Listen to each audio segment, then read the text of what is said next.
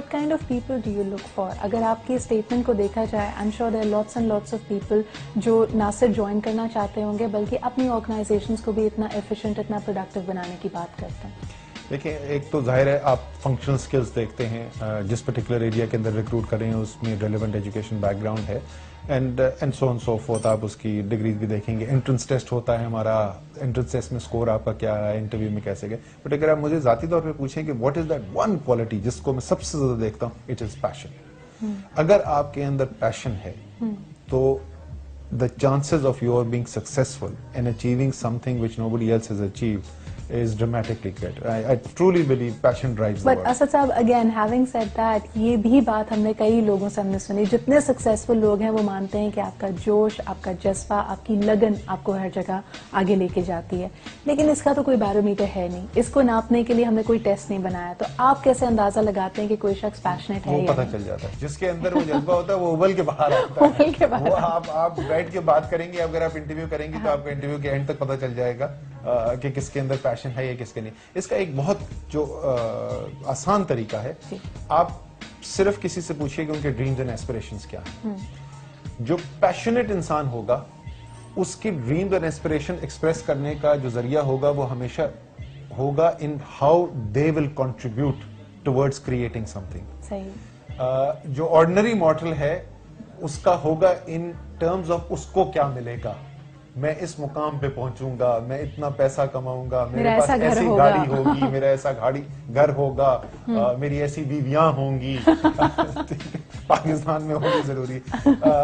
But जो truly talented gifted लोग हैं वो they are driven by what they will create, what they will contribute. So वो पता चल जाता है, इतना मुश्किल नहीं। आप एग्जॉन के साथ भी मुंसलिक रहे, तो उसके साथ आपने मुल्क से बाहर भी प्रोजेक्ट्स कंप्लीट किए, असाइनमेंट्स किए।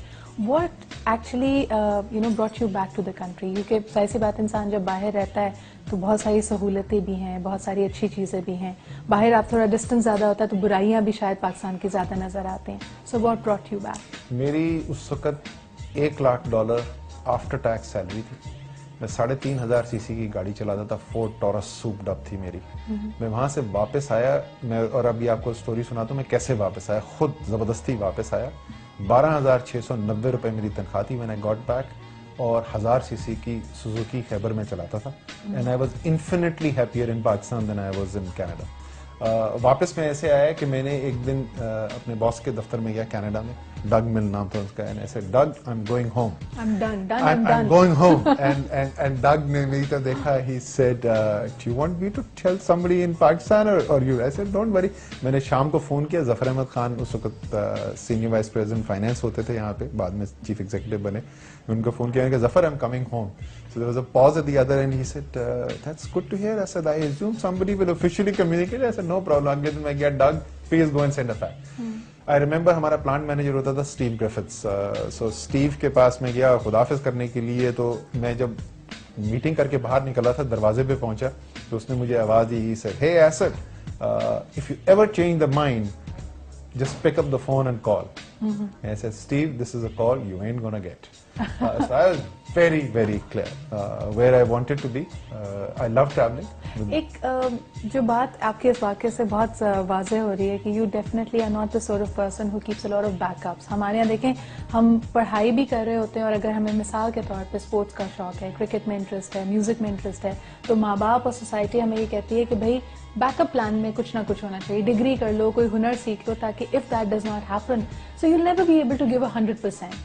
आपको क्या चीज प्रूव करती थी कि you did not have a head hunter in place? आपको नहीं पता था वापस आके आपने क्या करना है क्या नहीं, बट यू डिसाइडेड। वापस I was working in Exxon, so I was coming back to my country. So job का प्रॉब्लम नहीं था, बट जहां तक बैकअप की बात है, ये इंग्रो में बहुत सारे बच्चे हैं जो ये शेयर मुझसे सुन चुके हैं। So the lot of people can tell you the way my mind works.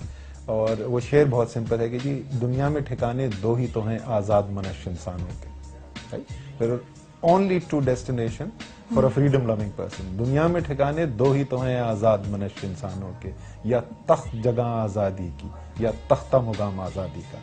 So either the throne or the gallows, there's nothing in between. Okay. So that's the way my mind works. So what is the throne to you? And this would be perhaps the question before the break. The greater my space to contribute and impact the welfare of the citizens of Pakistan, the better a place it is for me.